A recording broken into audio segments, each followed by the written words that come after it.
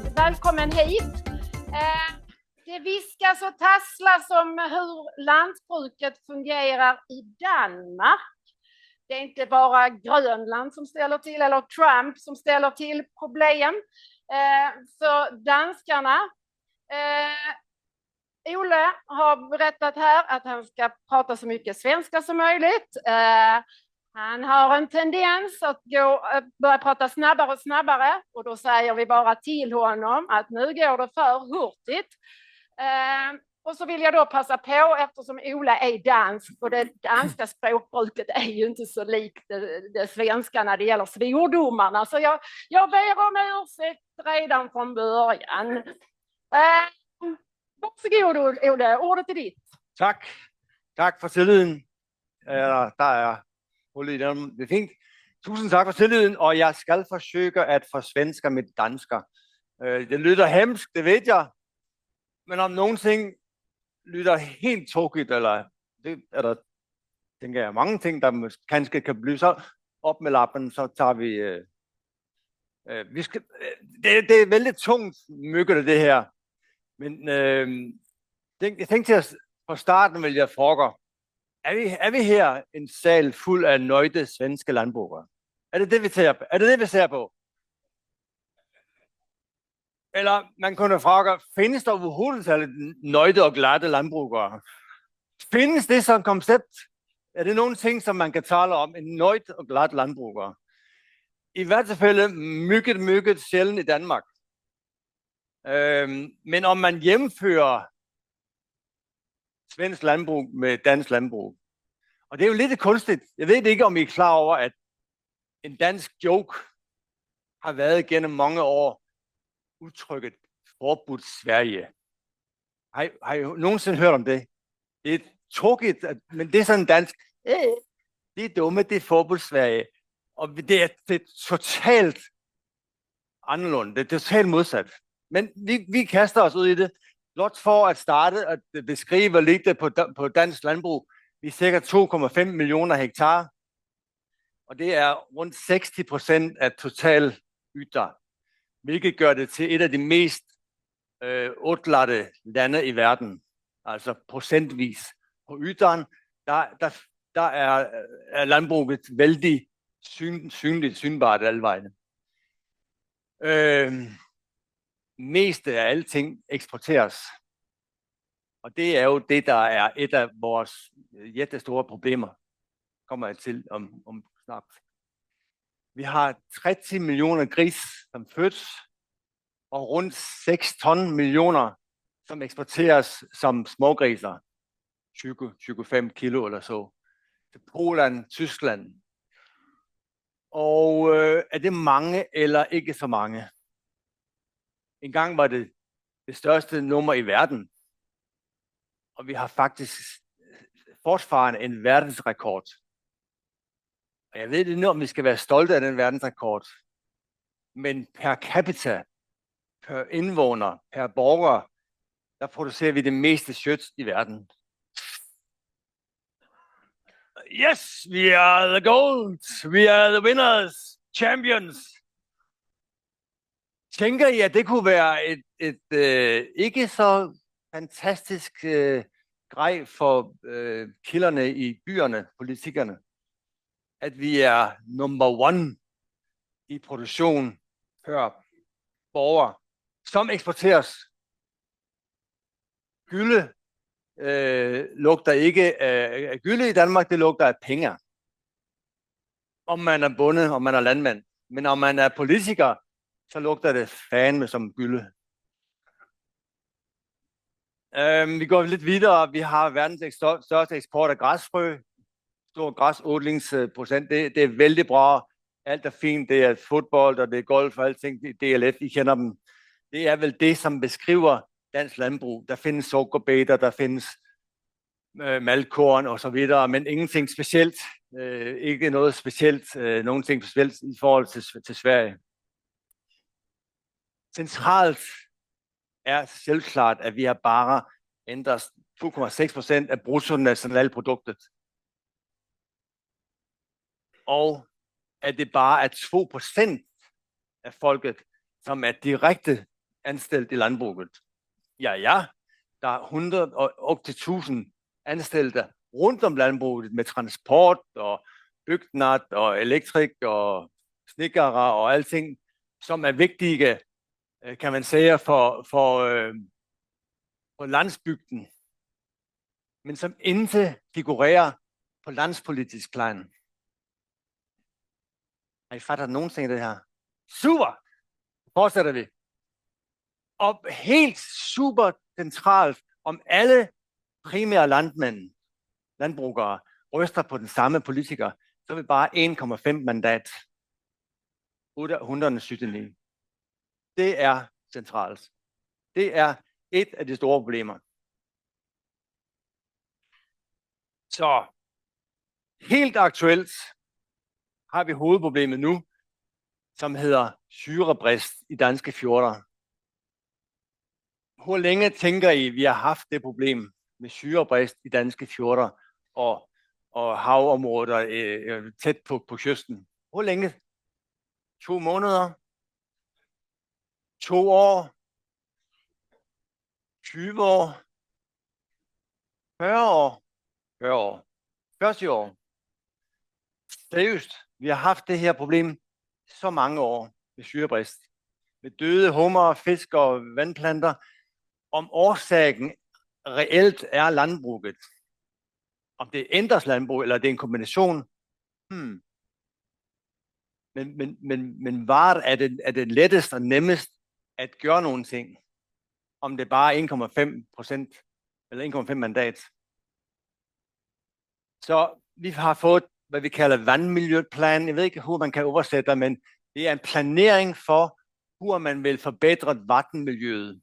Altså vattenmiljøet i fjorderne. Det er regeringens allerede i 1987, den første plan. Der kom der en igen 5 år senere, og der kom en tredje. Og alle disse planer var ændret for at reducere mængden af kvæve, som blev spredt på landbruget. Om det var handelsgødsel, eller det var gylle, eller mist, eller hvad pokker det var. Ned. Og der, altså man må forstå, at når politikere ser billeder, fotos fra år efter år, som her, uendeligt mange fotos af dukkefisk, vandmiljø, som selvklart ikke er hele fortællingen, ikke hele historien, men det er en stor del af det. Det findes absolut. Så reagerer man må også reagere. Der er ingen politikere, der vil have en politisk kampagne, hvor de siger, vi måste forbedre situationen for landmændene. Nej, miljøet, natur, selvklart. Jeg vil også gerne have natur og miljø og frisk vand. Selvklart, så er det. Så vi har haft de her vattenmiljøplaner, som har defineret, hvor landmanden skulle ordle alting. En eksakt tilladt kvote af kvæve for hver grøder, for hver jordtype, for hver vækstfølge. Det vil sige for hver eksakte felt.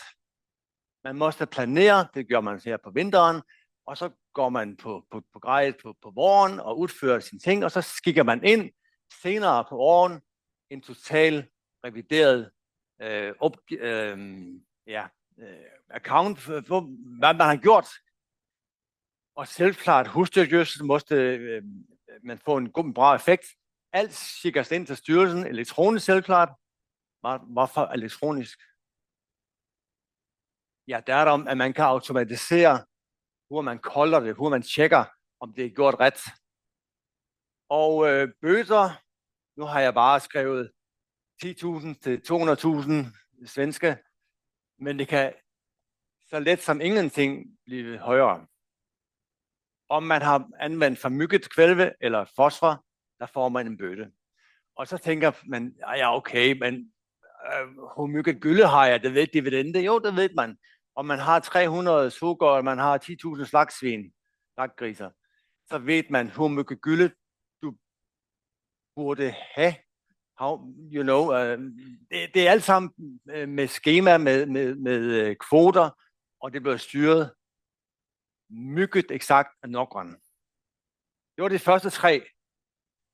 vattenmiljøplaner, som definerer, hvor man ådler i Danmark. Der findes så en vejledning. Kalder man det vejledning? Vejledning, ja, det gør man. Brugsanvisningen til, hvor man gør landbrug. Hvor mange sider tænker I sådan en vejledning, som en landbruger faktisk burde kende og læse og følge? Hvor mange sider tænker I sådan en vejledning i anvending af kvæve og fosfor? 10, 20 eller 196 sider? Det er ret tungt. Det er ret tungt, må jeg sige.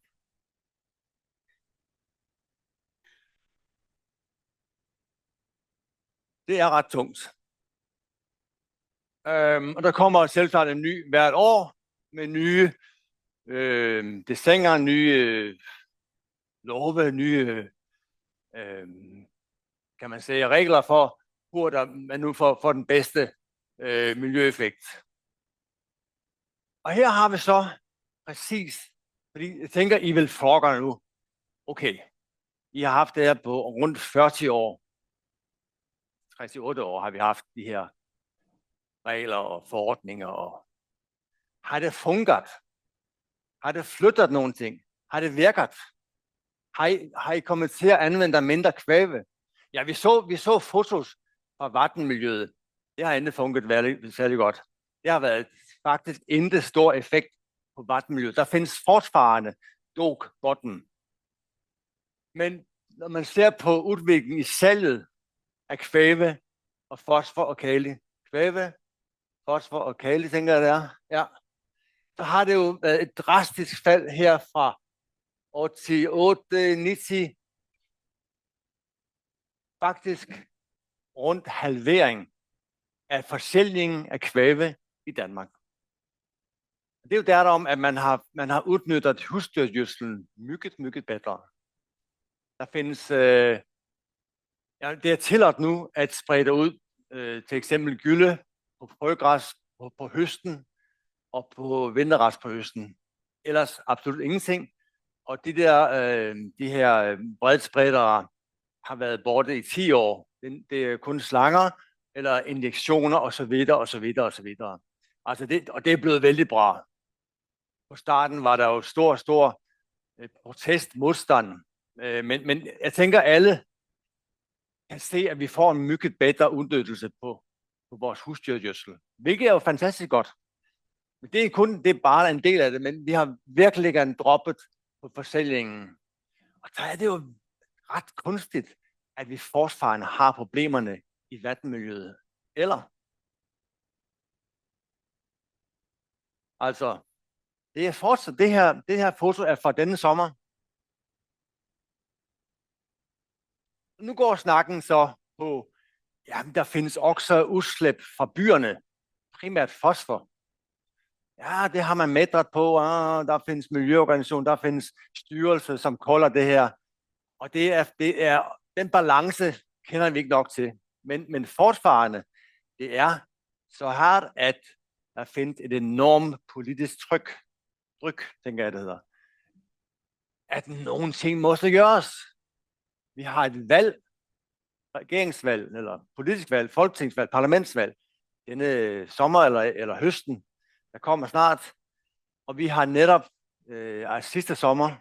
forrige sommer, afsluttet et arbejde, der hedder Grøn Trepart. Hvad fanden er Grøn Trepart?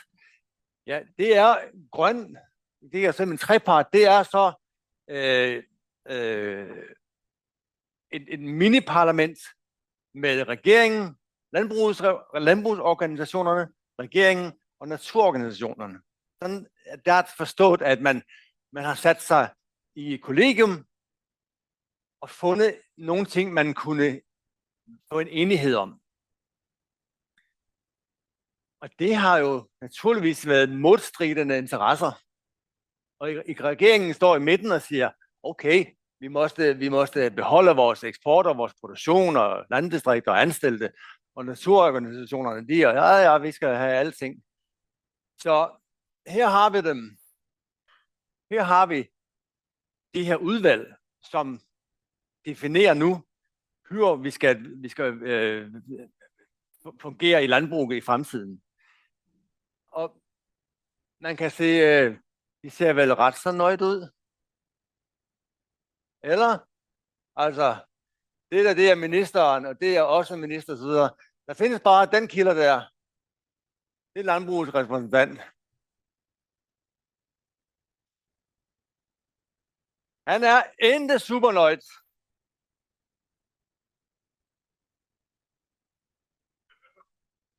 Det var en vældig, vældig dårlig dag for ham. Og det kunne have været gået værre. Det kunne være sæmre. Formentlig kunne det være sæmre. Men nu vil jeg fortælle, nu vil jeg berette, hvad det handler om. Fordi vi får en CO2-skat. Er det nogle ting, I har? Nå, nej. I svenskere, det glemte jeg. Det har man jo ikke her. Der findes et sted i verden, man har lite ting på New Zealand. Det er så lidt, så det er ingenting. Jeg tænker, det er 10 kroner per 20 kroner per hektar eller sådan der. Vi får en formentlig på 500-800 kroner per hektar, afhængigt på mange ting. Og den er ikke på plads nu, men den kommer for at tvinge landbruget hen til en mere CO2-neutral produktion. Halleluja. Så får vi, det her det er jo defineret, det kommer at blive, det kommer hænder. Det er ikke nogen ting, som det kan vi forhandle, nej, det må vi se.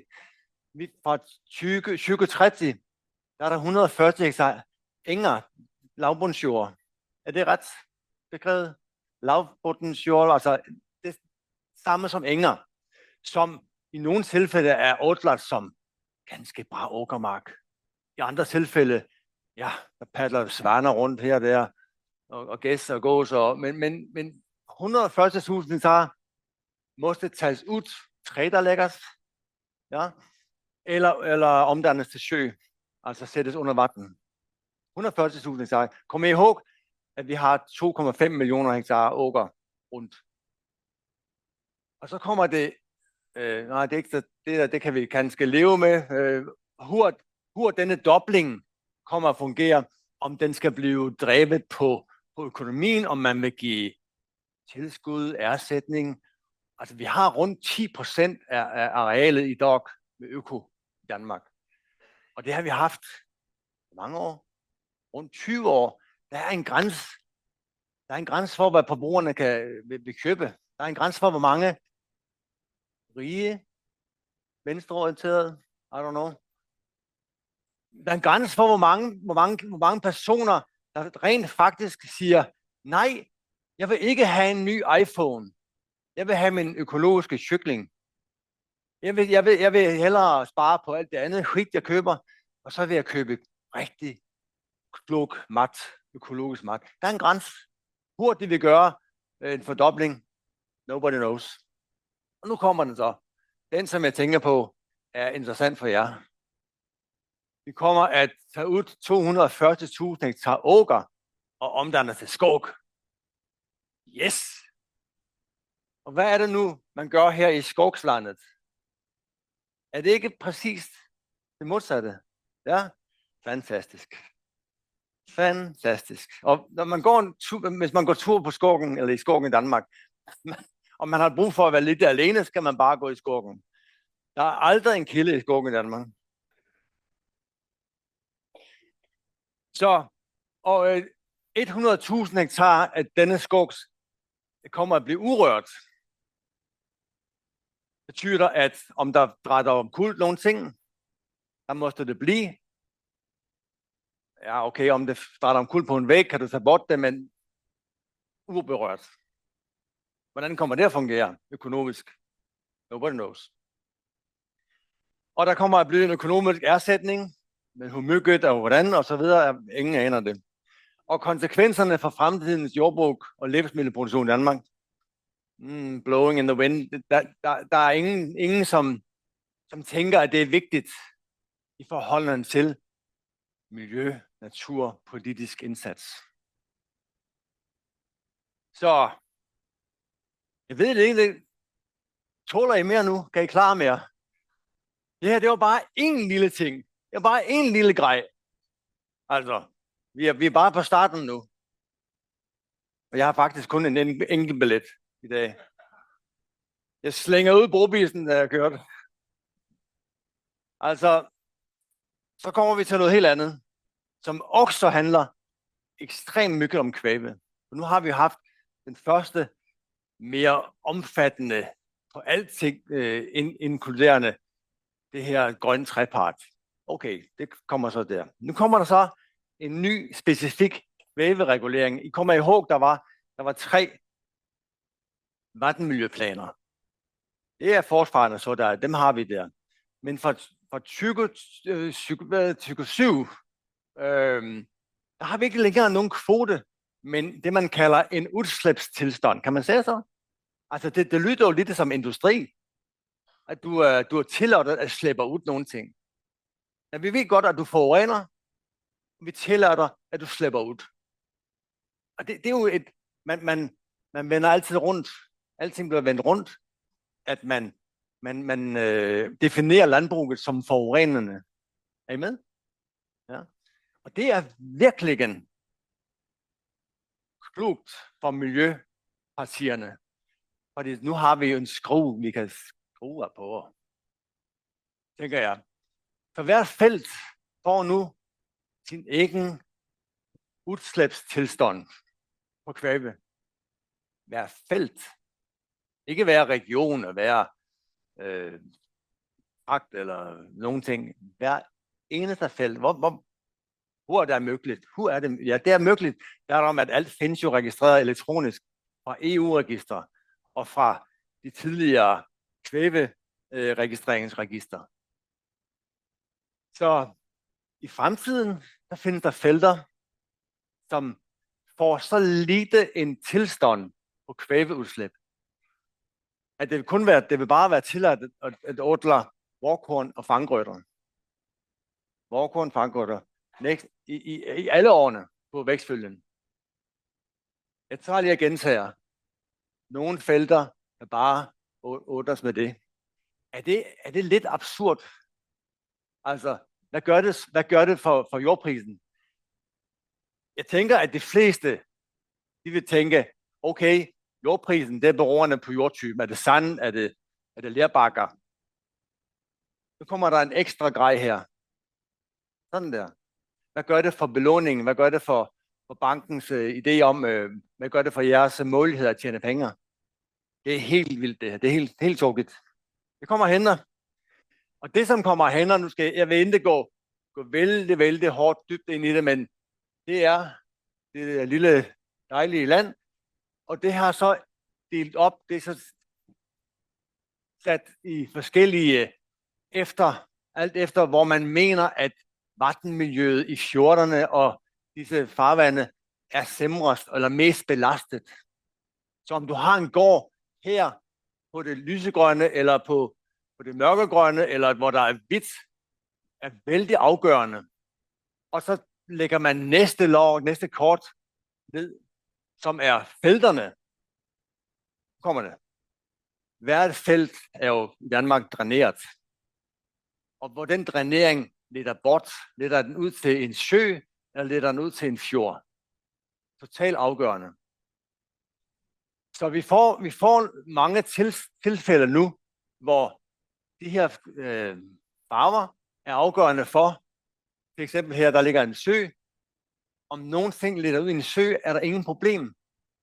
Der er der om, at søen vil fordampe kvæve som ammoniak.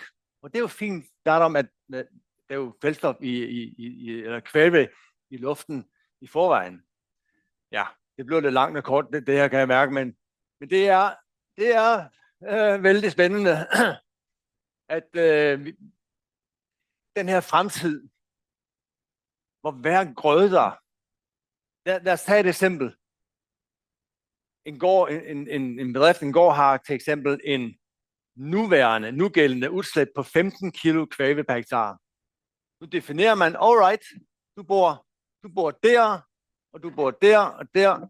Du måste nu i fremtiden ned på 6 eller 7 kilo kvæve udslipstilstand. Okay, wow. Hvad kan jeg gøre? Hvad kan landbrugeren gøre? Ja, han kan odle andre grøder. Altså, om han bruger og har kartofler eller hestebønner, vinterhvede ærter, så ligger han ret så højt. Men om han vælger andre grøder, kan han finde en funktion, hvor han kommer hvad kan man sige det, hvor man opfylder kravet fra styrelsen.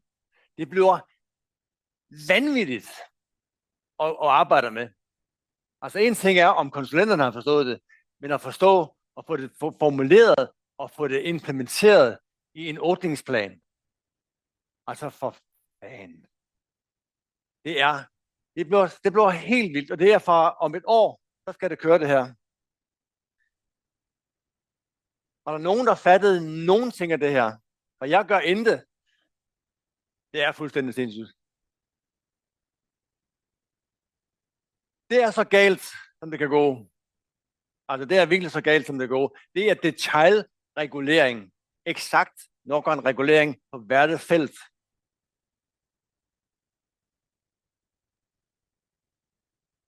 Jeg prøvede i Overlundsen med 2 kilder.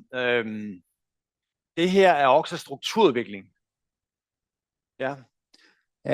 Det här är ju otroligt intressant för oss svenskar, för att förr eller senare kommer de här samtalen även hit. Kan du säga, är det någon specifik handling eller vad är det som har utlöst det här? Är det bara vattenhälsan? För det är ju ett politiskt beslut, man hoppas att det har legat någon form av demokrati i grunden. Eller vad är det som har drivit hela det här samtalet? För jag menar, Danmark jag har ju bott själv i Danmark i flera år och jag upplever att man hade ju en helt annan värme och kärlek till lantbruket i Danmark än vad vi har haft. Ja. Vad är det som har hänt, så att säga? Ja. Det är ett väldigt gott fråga. Som jag ser det, jag har været mycket i Sverige, jag har mange gode folk, jeg kender i Sverige. Som jeg ser Sverige, der har man i befolkningen, i samhället, en respekt for landbruget. Det har man, det tænker man altid har haft. Og jeg ved ikke, om jeg har ikke lyst, den der, ikke ham, men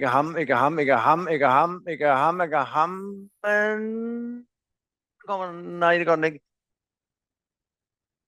Det var lidt langt væk. Der kommer den. Det var for langt væk. Den der for helvede. Altså seriøst, det fylder mygget. Kan man sige sådan, det fylder? Det har en stor synlighed. Alle vores griser. Vores griser, i særligt i grad i Jylland. Altså, man kan ikke hente ud vasketøj. Man kan ikke tvække klæderne om våren. Altså, man kan ikke hænge ud sin nytvættede klæder. Der er for meget gylde i luften. Seriøst. Og der findes selvfølgelig selvklart lagstiftninger, at man ikke kan køre gylde på søndagen, eller om der er konfirmationer. Så det er så tæt, særligt i Jylland. Men også på altså vi har griser alle vegne, alle steder. Og det tænker jeg er en stor del af problemet, at vi er så synlige på præcis det hold. Den der idylliserede, lidt romantiserede af bunden, som går rundt med en pibe i munden, og har tobak, og er lidt trevelig, og lidt, det er jo fabrikker, og det er produktioner. Jeg kom faktisk fra, jeg vil fråga jer, hvad gennemsnit storlæggen på hvad den gennemsnitsareale på en dansk gård, dansk bedrift nu. Da jeg startede for 35 år siden, var den 30 hektar. 30 hektar. 35 år siden. Hvad tænker jeg, den er nu? Hvad er gennemsnit? Forstår I noget? Gennemsnitsstørrelsen? Gennemsnitsarealet i Danmark? Den er 300 hektar. Jeg ser det, fordi det her er jo ekstremt strukturudviklende. Altså, det skubber jo. Vi har jo gårde på 2, 3, 400 hektar nu, som giver op, som siger, fuck det. som arrender det ud, eller forsælger.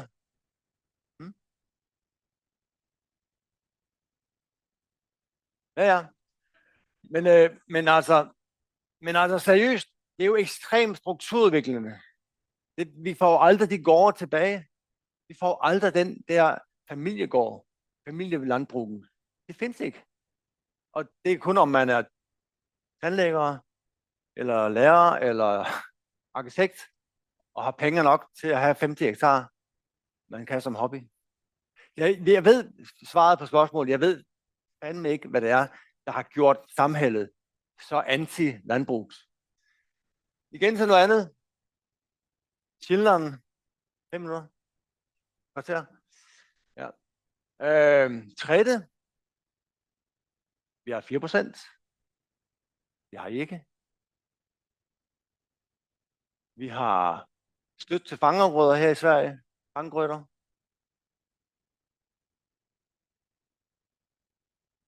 Absolut ikke.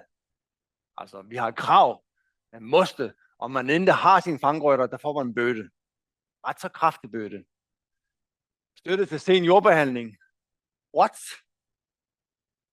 Vi har en log, som definerer, hvilken jordtype man kommer og gør jordbehandling af. Hvilken dato på hvilken jordtype. Og om du ikke gør det korrekt, eksakt. Konvisobeter. Haha. Et af de få lande i Europa, som ikke har konvisobeter. Tilførsel af kvæve på våren. Jeg har beskrevet vores 167 seter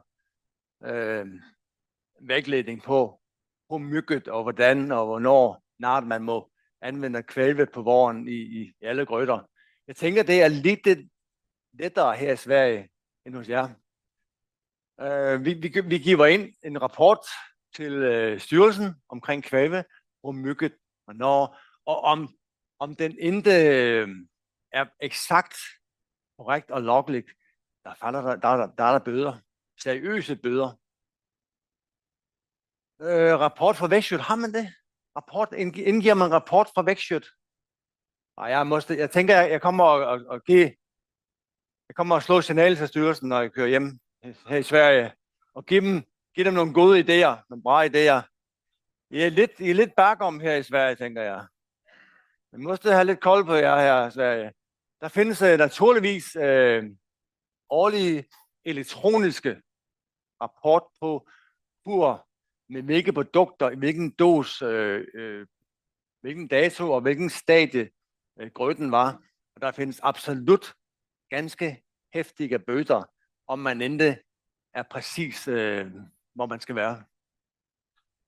Og så tænkte jeg, at en ting som priset for åkermark kunne være interessant. Jeg har regnet om til svenske kroner. Og er priset for åkermark i Danmark så på vej op, eller henad, eller nedad? Det kan jeg betro, jeg berette jer, at det er landmanden også mygget i tvivl om. Fordi der kommer at tage bort 300.000 hektar åkermark kommer at tage bort til skov og til sjø og til og det er jo 12-15%. Så man producerer endnu mere åkermark i den verden, hvor herre er færdig med produktion af åkermark. Så og på det andet hold, vi ser ind i en situation nu, hvor der vil findes et lavere profit per hektar. I starten i hvert fald. Og et arrente på normal jord i normal Danmark, vi taler ikke Lolland. Lolland er lidt din egen sag, det er lidt indavl, tænker jeg, det er lidt jeg ved det ikke, men det giver jo ret væk 10.000 per hektar, ingen problem, svenske på Lolland. Og gerne på 5-års kontrakter. Og 5-års kontrakter med det politiske miljø, vi har nu. Wow, det er modigt. Og så har vi jo hertil en fantastisk ting, at vi har kontrol, og vi har kontrol, og vi har kontrol. Er det et ord, man kender?